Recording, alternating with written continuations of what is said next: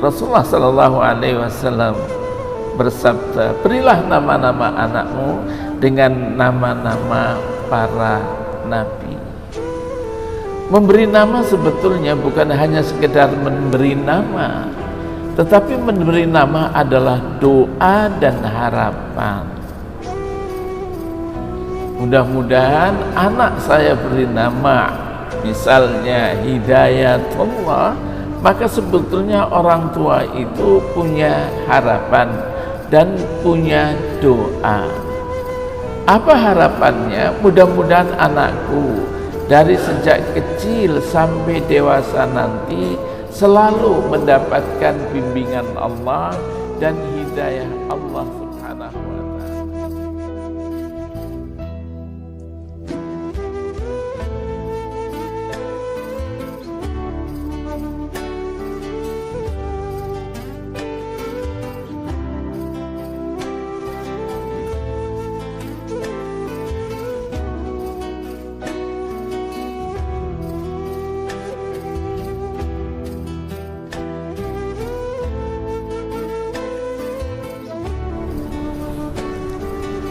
Assalamualaikum warahmatullahi wabarakatuh. Alhamdulillah, nahmaduhu wa nasta'inuhu wa nastaghfiruh wa na'udzu billahi min shururi anfusina wa min sayyiati a'malina. May yahdihillahu fala mudilla lahu wa may yudlil fala hadiya lahu.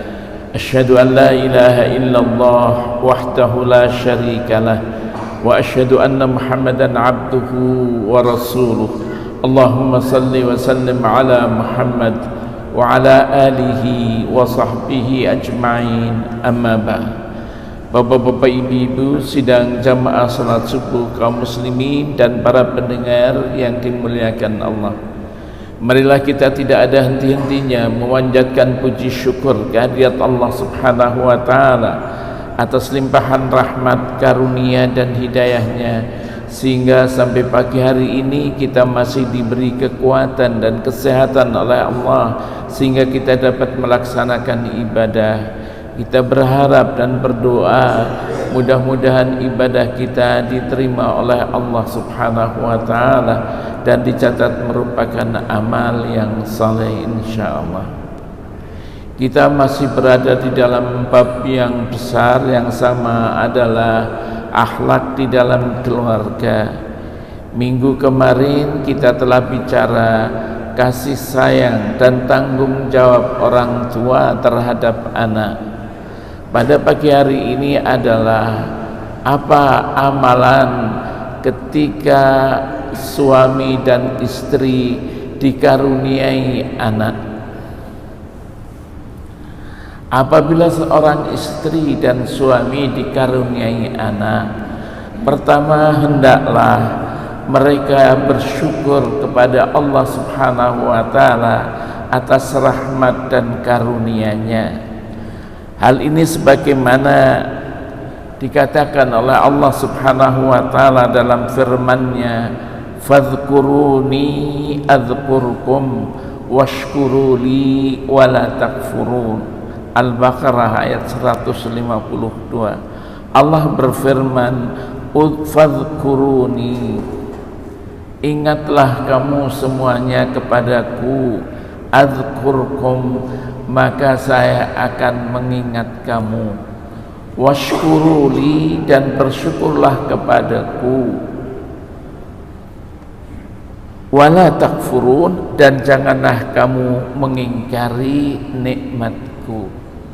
Jadi seorang apabila dikaruniai anak bersyukur terhadap Allah Subhanahu wa Ta'ala, karena anak apapun merupakan nikmat karunia Allah Subhanahu wa Ta'ala, sebagaimana minggu kemarin sudah kami jelaskan. Yang kedua adalah mentahnik langit-langit mulut si bayi dengan buah kurma yang sudah dilumatkan, ditahnik langit-langit mulut anak itu.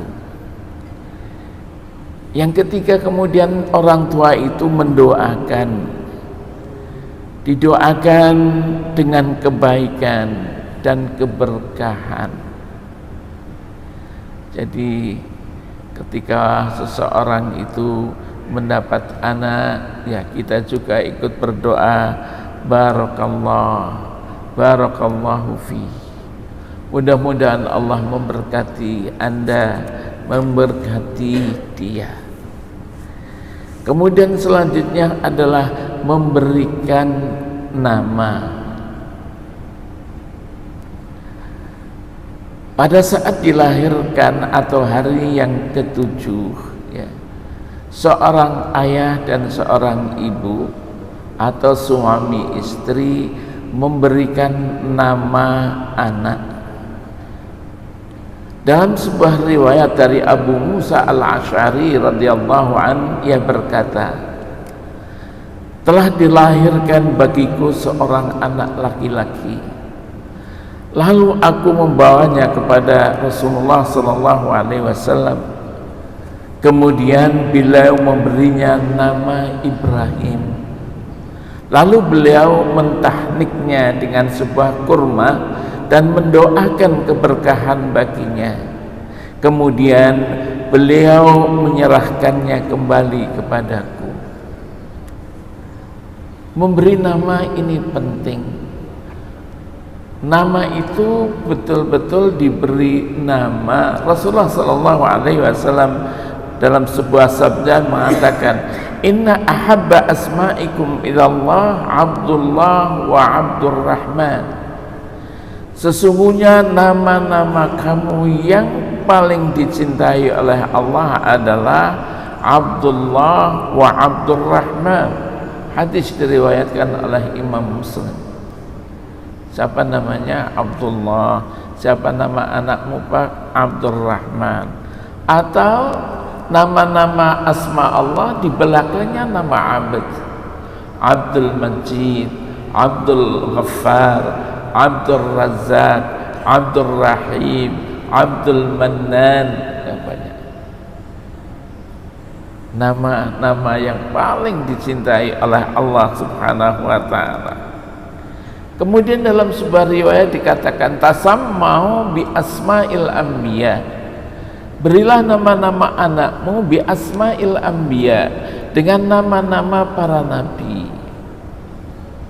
Tadi dalam riwayat diberi nama oleh Rasulullah Ibrahim. Nama-nama nabi: Zakaria, Ismail, Sulaiman, Yusuf, Nuh. Rasulullah sallallahu alaihi wasallam bersabda, berilah nama-nama anakmu dengan nama-nama para nabi. Memberi nama sebetulnya bukan hanya sekedar memberi nama, tetapi memberi nama adalah doa dan harapan. Mudah-mudahan anak saya beri nama misalnya Hidayatullah, maka sebetulnya orang tua itu punya harapan dan punya doa. Apa harapannya? Mudah-mudahan anakku dari sejak kecil sampai dewasa nanti selalu mendapatkan bimbingan Allah dan hidayah Allah Subhanahu wa taala. Ini doa harapan orang tua, memberikan nama. Jadi memberikan nama itu ada rasa tafaul, ada rasa harapan. Kemudian selanjutnya orang tua hendaklah memberikan akikah. Pada hari ketujuh disunahkan bagi kedua orang tuanya untuk mengakikahkan anaknya, mencukur rambutnya dan diberi nama. Diriwayatkan dari Samurah bin Jundub bahwa Rasulullah sallallahu alaihi wasallam bersabda, kullu ghulamin rahinah bi'aqiqatihi tudbah anhu yawma sabi'ihi wa yukhlaq wa yusamma. Setiap anak itu digadekan bi'aqiqatihi, dengan akikahnya. tudbah anhu yauma sabi'ihi, disembelih pada hari ketujuh akikah itu untuk dia. Wa yuhlaq wa yusamma, dicukur rambutnya, gundul. Wa yusamma, dan diberi nama. Dikatakan dalam sebuah hadis juga, anil ghulam syatan mukafa'atan wa anil jariyah syat. Untuk anak laki-laki 2 kambing, untuk anak perempuan 1 kambing. Dan ketika menyembelih ada doanya, Bismillah Allahu Akbar, atau Bismillah Allahu Akbar, Allahumma fika walaka hadhihi aqiqatu fulan. Dengan namamu ya Allah, Allah Maha Besar. Ya Allah, terimalah akikah ini ya darimu, untukmu, inilah akikah untuk si fulan, disembelih. Ya. Kemudian bapak-bapak ibu-ibu mencukur rambut pada hari ke-7 dan bersedekah. Cukur rambutnya, kemudian ditimbang berapa gram, sedekah dengan perak. Dalam sebuah hadis Rasulullah SAW, Rasulullah SAW bersabda kepada Fatimah,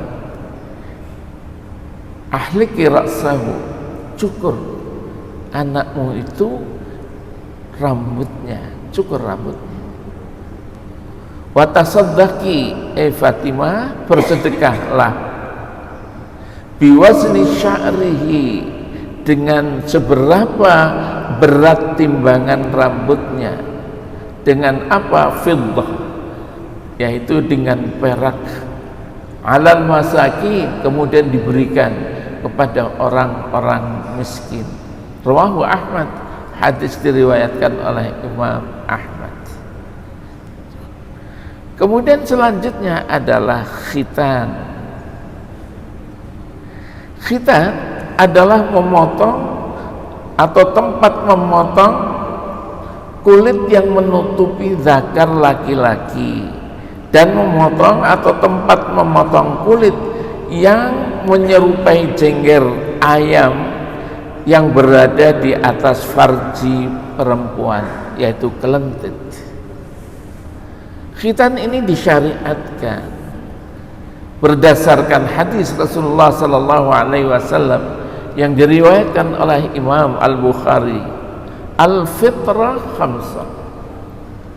Fitrah itu ada 5. Pertama adalah al-ikhtitan, yaitu khitan. Yang kedua Rasulullah mengatakan wal istihdad, dan yang kedua mencukur bulu kemaluan. Wa qassus syarib, dan memendekkan kumis. Wa taqlim al-adfar, dan juga memotong kuku. Wa natful ibd, dan mencabut bulu ketiak. Rawahul Bukhari, hadis sahih diriwayatkan oleh Imam Al-Bukhari. Apa makna fitrah di sini? Makna fitrah dalam hadis ini adalah sunnah. Sunnah para nabi, sunnah para rasul. Yakni kelima hal tersebut menjadi sunnahnya para nabi, sunnahnya para rasul, yang diakhiri dengan kenabian dan kerasulan Muhammad sallallahu alaihi wasallam. Imam Ibnul Qayyim rahimahullah menjelaskan dia bahwa fitrah ada 2 macam, kata beliau. Pertama adalah fitrah yang berkaitan dengan hati, yaitu apa? Yaitu ma'rifatullah, mengenal Allah dan mencintainya dan mengutamakannya lebih dari yang selainnya. Ya, fitrah dalam hati. Yang kedua adalah fitrah amaliyah, kata beliau, yaitu fitrah berupa perbuatan, sebagaimana tadi dikatakan yang disebutkan dalam hadis yang diriwayatkan oleh Imam Bukhari, al-fitratu khamsun, tadi al-ikhtitan wal istikhdan wa qassus syarib wa natful ibad. Itu adalah fitrah para nabi, fitrah para rasul, dalam arti fitrah amalia, fitrah perbuatan. Maka yang pertama yaitu fitrah hati yang mensucikan ruh dan membersihkan hati. Sucikan ruhnya, sucikan hatinya. Dan yang kedua membersihkan badan. Jadi fitrah amalia dengan membersihkan badan. Masing-masing dari keduanya membantu dan menguatkan yang lain. Fitrah badan yang paling pokok adalah khitan, kata beliau, yaitu Ibnul Qayyim Al-Jauziyah. Itulah makna fitrah di dalam hadis ini. Jadi ada dua hal, ada fitrah hati yaitu membersihkan, mensucikan hati kita, rohaniah kita.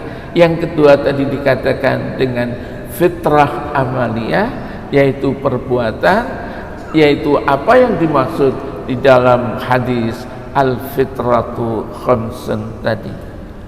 Antara fitrah hati dan fitrah perbuatan saling menguatkan. Fitrah hati menguatkan fitrah amalia, fitrah amalia yaitu dari fitrah hati. Jadi saling menguatkan. Imam Al-Khattabi berkata, apa katanya? Adapun khitan, maka sebagian ulama mengatakan wajib. Khitan itu wajib. Karena khitan itu adalah bagian dari syiar agama yang dengannya diketahui dia adalah seorang muslim atau sebaliknya dia seorang kafir. Jadi kalau sudah khitan jelas dia itu seorang yang muslim. Kewajiban khitan tadi ya, al-fitratu khamsun al-ikhtitan, kewajiban khitan bersifat umum untuk laki-laki dan juga untuk perempuan, karena banyaknya riwayat yang menjelaskan hal itu tentang dikhitannya perempuan pada zaman Rasulullah SAW sampai sekarang masih terus ada. Di antara riwayatnya yang menyebutkan khitan bagi perempuan adalah sabda Rasulullah SAW kepada Ummu Atiyah. Rasulullah bersabda kepada Ummu Atiyah, apa katanya? Apabila engkau mengkhitan perempuan, ya, maka potonglah sebagian kelentitnya. Janganlah memotong semuanya, karena yang demikian itu dapat membaguskan wajah dan lebih baik bagi suami. Itu dia, wajahnya bagus dan ya tadi dikatakan lebih baik bagi suami. Khitan untuk perempuan, insya Allah tanya saja kepada bidan, tahu dia. Bidan yang muslim yang biasa mengkhitan tahu. Apa faidahnya? Pertama, faidahnya adalah adanya khitan bagi perempuan di zaman Nabi SAW. Hal ini menunjukkan bahwa khitan bagi perempuan pada zaman Nabi SAW adalah suatu kelaziman. Yang kedua, hadis di atas menunjukkan bahwa khitan bagi perempuan telah dikenal di kalangan salaf. Para sahabat dulu, orang-orang dulu udah tahu itu. Para salaf as-saleh tahu itu tentang kelaziman khitan. Ya. Kapan waktu khitan? Waktu khitan tidak ada riwayat yang sahih yang jelas. hari ini tidak ada riwayat yang sharih. Ya. Sebagian ulama mengkhitan anak laki-laki sebelum umur 7 tahun. Kenapa sebelum umur 7 tahun? Karena hadis Rasulullah sallallahu alaihi wasallam. Rasulullah memerintahkan kepada kita, muru sibyanakum bis-shalah li sab'i sinin. Perintahkanlah anak-anakmu untuk salat ketika umur 7 tahun. Salat itu syaratnya harus bersih. Di antaranya khitan juga membersihkan itu kotoran, bersihkan. Imam Mawardi beliau mengatakan khitan memiliki 2 waktu. Waktu yang wajib dan waktu yang mustahab. Mustahab itu artinya dianjurkan. Adapun waktu yang wajib adalah ketika sudah balik. Ketika sudah balik anak itu cepat dikhitan. Dan waktu yang mustahab tadi anjuran adalah sebelum balik dan boleh memilih pada hari ke-7 kelahirannya. Jadi anak laki-laki boleh dikhitan pada hari ke-7. Dalam beberapa tradisi masyarakat ada yang kecil-kecil sudah dikhitan. Ya. Ini dianjurkan agar tidak mengkhitan dari waktu yang mustahab kecuali karena ada uzur. Ya. Jadi anjurkan pada waktu mustahab dikhitan. Jangan sampai lebih karena kalau ada uzur tidak mengapa. Ini khitan bagi anak laki-laki. Sedangkan bagi anak perempuan biasanya dilakukan beberapa hari setelah kelahirannya. Jadi kalau kita punya anak perempuan, beberapa hari setelah itu pergi ke bidan. Pergi ke bidan tahu dia bagaimana mengkhitan anak perempuan, tapi dianjurkan tidak semuanya, sedikit. Nah, tadi dikatakan dalam hadis untuk membaguskan wajah, dan yang kedua untuk lebih baik untuk suaminya. Begitu Rasulullah SAW. Adapun seorang laki-laki atau perempuan belum dikhitan sampai dewasa karena dia tidak tahu hukum wajibnya khitan, atau keduanya baru masuk Islam, ya berkewajiban untuk berkhitan. Ini jawaban seluruh ulama mengatakan begitu. Jadi kalau orang baru masuk Islam belum dikhitan dia. Ya mungkin tidak dikhitan, kenapa? Mungkin dia nggak tahu setelah masuk Islam bahwa khitan merupakan kewajiban khitan. Ya. Apa sebetulnya hikmah daripada khitan? Pertama, mengikuti sunnah para nabi dan sunnah para rasul. Sunnah para nabi, sunnah para rasul. Kita mengikuti sunnahnya. Yang kedua, khitan merupakan syiar Islam yang agung. Jadi khitan itu syiar. Yang ketiga, khitan sebagai pembeda antara muslim dan bukan muslim. Ijab beda. Yang keempat, khitan sebagai kebersihan dari kotoran dan najis. Orang kesehatan tahu. Yang kelima, khitan pada wanita yang dilakukan sesuai sunnah dapat menstabilkan syahwatnya, ya, mempercantik wajahnya, dan terhormat di sisi suaminya. Ya, itu diantaranya manfaat atau hikmah khitan. Wallahu a'lam bishawab. Inilah apa yang dianjurkan oleh Rasulullah Sallallahu Alaihi Wasallam ketika seseorang dikaruniai oleh Allah Subhanahu Wa Taala anak, baik itu anak laki-laki maupun anak perempuan. Lebih lanjut Bapak boleh melihat ya dari buku ringkasan, yaitu menuju keluarga sakinah, yang ditulis oleh Yazid bin Abdul Qadir Jawas, ya itu nanti disebutkan hal itu semuanya. Barangkali ini saja pada pagi hari ini, dan apabila kita dikaruniai anak bersyukur, kemudian beberapa anjuran-anjuran Rasulullah Sallallahu Alaihi Wasallam. Juga bagi kakek-kakek, mungkin ketika mempunyai cucu bisa menasihati anaknya anjuran Rasulullah Sallallahu Alaihi Wasallam, sehingga anaknya menjadi anak harapan orang tuanya, harapan keluarganya, harapan masyarakat, dan harapan umatnya. Ini saja pada pagi hari ini. Wabillahi taufiq wal hidayah. Assalamualaikum warahmatullahi wabarakatuh.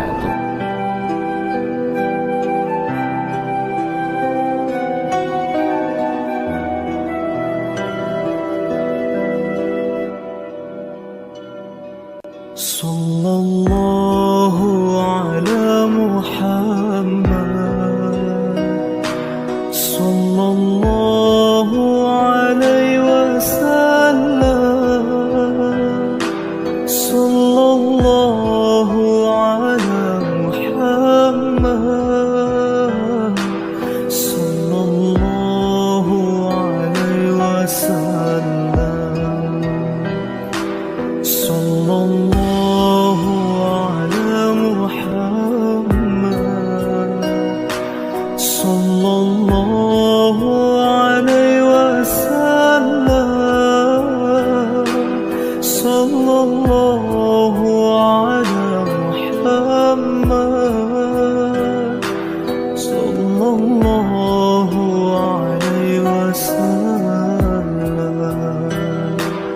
Anta syamsun, anta badrun,